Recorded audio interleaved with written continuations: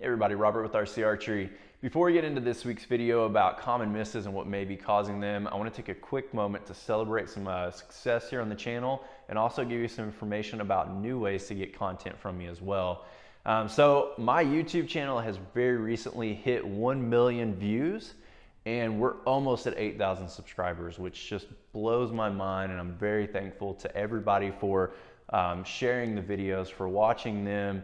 And it still blows my mind when I go to a tournament and archers come up to me and say, hey, I watched your videos and I love what you're doing, because it's still, I don't believe that people actually watch these. So again, thank you for watching and sharing and subscribing, and I'm glad that I can put this content out to hopefully help as many archers as possible. Additional content, new content that you're going to be able to view. I created a Patreon channel, an account, and if you're not familiar with what that is, it's a website. So Patreon is a website and a business that allows creators to be able to have subscribers on there and have a monetary value paid into them in order to help grow their brand, grow their channels or whatever they're doing. So with mine, the way that I have it set up is I have 2 tiers currently set up, and this may change going forward, but I'm going to start with the 2. And with tier 1, what it is you're going to get at least one additional tip with every video that I put out for my Tuesday tip of the weeks. And it's going to be something that Patreon only subscribers be able to see. So it's going to be really close to what I put out when I coach individuals or on some videos that I've done in the past that I sell on my website. And it's going to be exclusive content that no one else gets to view other than that. Like for this instance, for this week, the information that's going to be on there is stabilizer setup. That's going to be the additional tip. And the stabilizer setup is going to be different from the YouTube video I've done in the past. It's actually going to be based around the new way that a lot of the professional archers are starting to go to with their stab setup. It's something that I've tested and worked through. It's something that I've talked with other professional archers that are doing this. They pick their brain and get their ideas on it. And it's just a guidance based off of what they've said and what I've noticed to be able to help you have a new option in order to hold steadier on target with it. So each week will be something different and some additional content just for you as a thank you. Tier 2 will have all of that, and then in addition to that, it's going to have multiple videos based off of maybe what I'm working on that day, whether I'm coaching somebody in person and doing a live coaching through that where I video it and put it on there and edit it so you can see what I'm doing and help you. Or it could even be when I'm at a tournament, if I'm around a professional archer or a very high-level amateur, and say, you know, hey, this is a topic that I'd like to cover, pick their brain, and I'm going to let them talk and answer it and put that interview on this that Patreon channel as well. So it's something to give back, put money back into my business in order to get better video equipment, R&D on products, reviews, you know, anything like that that I can put back into this, and just a small monetary value rather to go in month by month on a subscription basis. Along with my Patreon account, I'm also going to be doing 3 giveaways. When I get to 10 subscribers on Patreon, I'm going to give away a free coaching session. I will show that on my YouTube channel as well so that whoever watches it can hopefully get something out of it. Maybe you're struggling with the same thing and go over it. When I get to 20 subscribers on my Patreon channel, I'm going to be giving away the R-Shot center shot tool that I've just designed. This is a prototype. The one that I'm going to actually produce and do a video on soon is a little bit different from this. But the idea basically is it sets into the bow riser. There will be an additional piece that will slide in here that attaches to the arrow, and there'll be a dial indicator that'll show you in the middle of the arrow, so true center shot, and it'll help you with the initial setup of your bow. Now when I get to 30 subscribers, this will be the 3rd giveaway. I'm going to give away a Rogue R21 string set. So this is the new proprietary model that they've made with BCY, and it's their top of the line solid string set. So I'll be giving that away as a thank you as well. But that's it. I'll put a link in the description for the Patreon account. I appreciate everybody for going to that is going to check that out and subscribe on there, and look forward to putting out some additional really awesome content on there.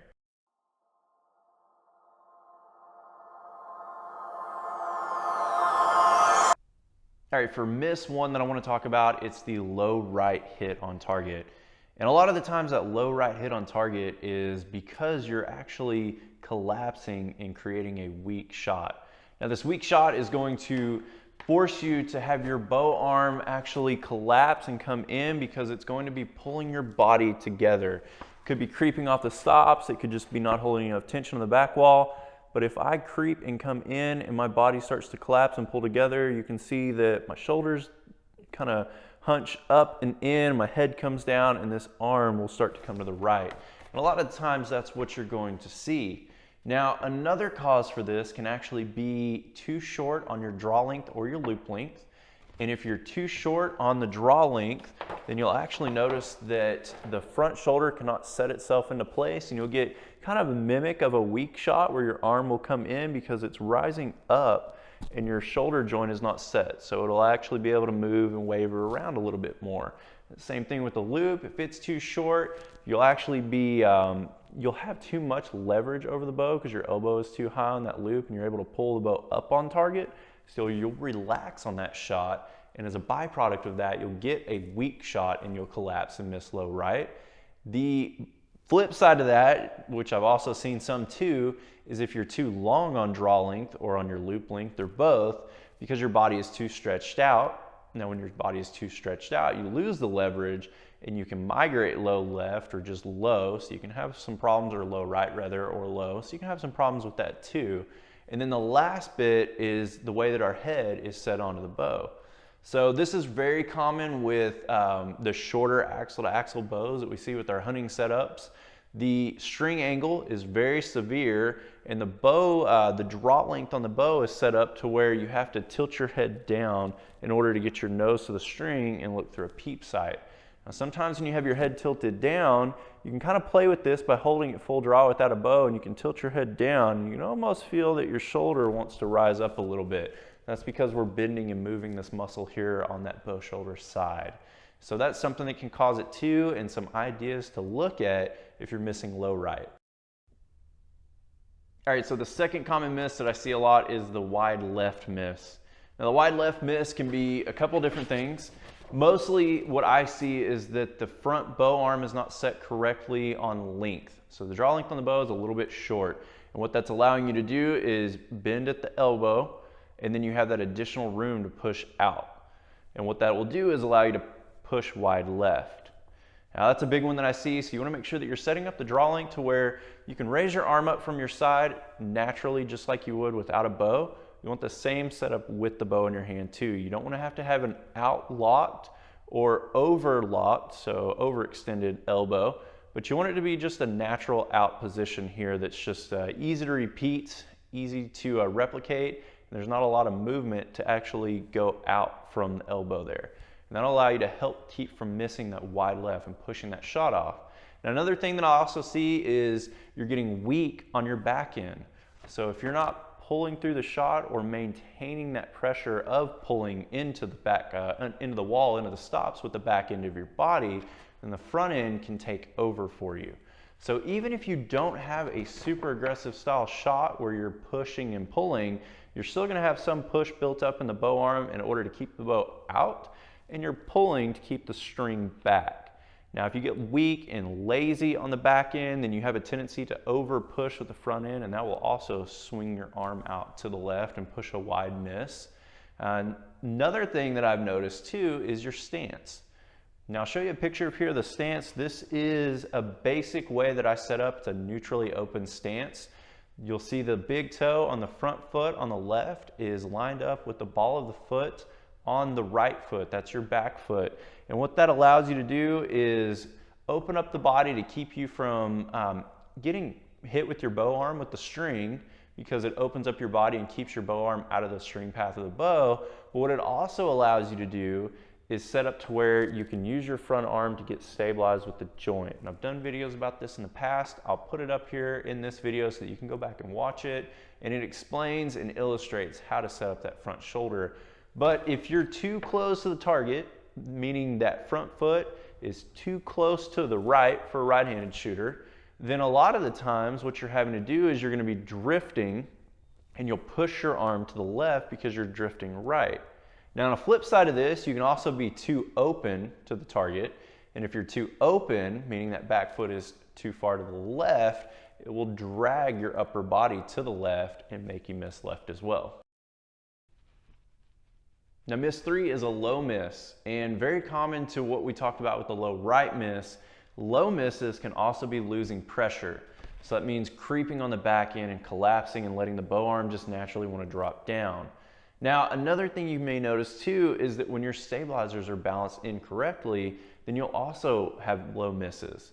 Now, there's a misconception with this with stabilizers, or maybe a misunderstanding more than that, is when you have too much back weight on your stabilizer versus your front weight.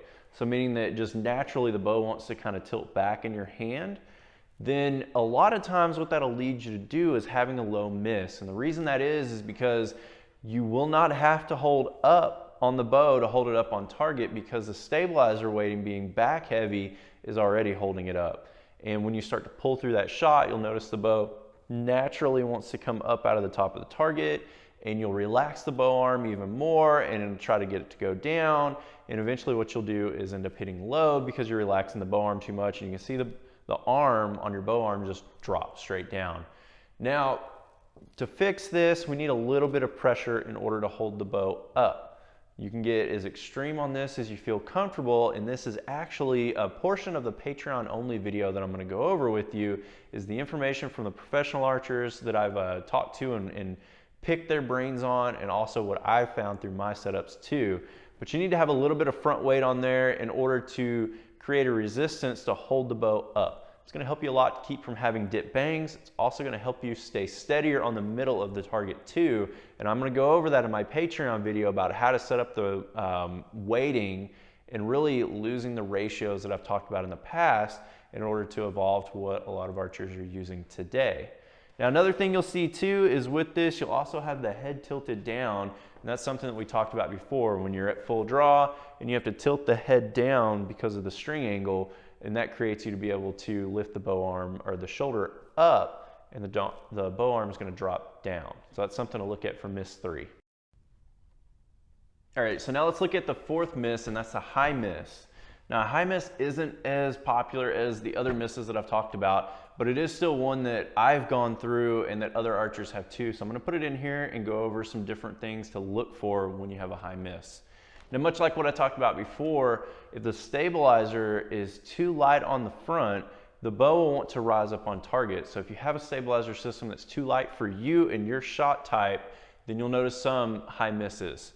Now, in regards to that and flip to that, you can have a stabilizer that is too front weighted and still get high misses. And the reason you do that is because the stabilizer will actually be dragging you down, and you'll throw the arm upwards right at the last second or all the way during the shot. And when that shot breaks, you'll actually push the bow out of the top of the target. And that goes back into the Patreon video that I'm going to do for us this week. There is a balance in a better way to go about having a heavier front weighted system to not make it too bad for you and your shot style, and to match everything up. Shot style has a big deal to do with this, and maybe adapting or tweaking a little bit to your shot execution will also have a big deal to do with this too, which is something that I'll talk about. Now, the last thing with the high misses that I'm going to go over is the grip pressures.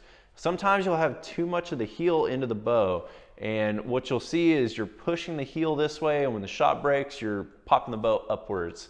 And the reason you're doing this could be a couple things. Most commonly is your loop height is incorrect.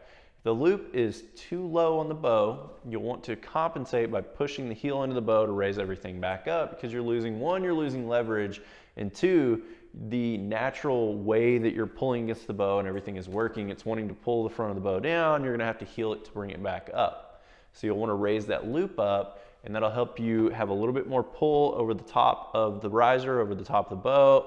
It'll balance out the pressures in your hand a little bit better, and it'll help you. I've got a video that I sell about that talks about this and how to adjust it and go about it. There's a better way than just moving a loop and tying a loop 17,000 times to accomplish this.